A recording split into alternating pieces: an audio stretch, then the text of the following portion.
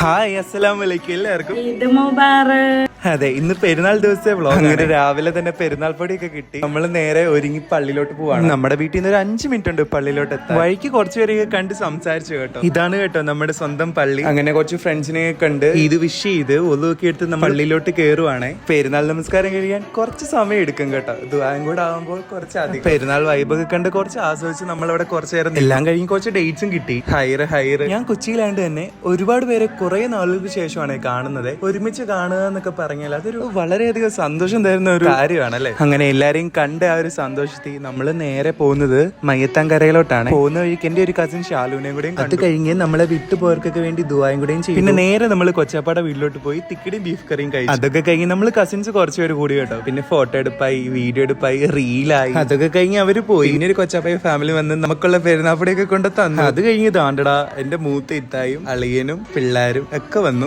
സമയം പോയതേ അറിഞ്ഞില്ല. ഇതിന്റെ ഇടയിൽ നമ്മുടെ ഉമ്മച്ചി ഉച്ചക്കത്തേനുള്ള ഫുഡ് തയ്യാറാക്കുന്നതിന്റെ തിരക്കിലായിരുന്നു. എന്താന്നല്ലേ, നല്ല അടിപൊളി ഫ്രൈഡ് റൈസ് ആയിരുന്നു കേട്ടോ. കൂടെ നല്ല ചൂട് ബീഫ് കറിയും. അതും കഴിഞ്ഞ് നമ്മൾ വേറൊരു കൊച്ചപ്പാട വീട്ടിലും പോയി കസിൻസിനെയൊക്കെ ഒന്ന് കണ്ടു. അപ്പൊ ഇന്നത്തേക്ക് ഇത്രയുള്ള. നിങ്ങളുടെ ഈ വർഷത്തെ ചെറിയ പെരുന്നാൾ എങ്ങനെ ഉണ്ടായിരുന്നു? കമന്റ് ചെയ്യുക കേട്ടോ. അപ്പൊ പുതിയൊരു ദിവസം പുതിയ കാഴ്ചകളുമായി കാണാം. Until then bye.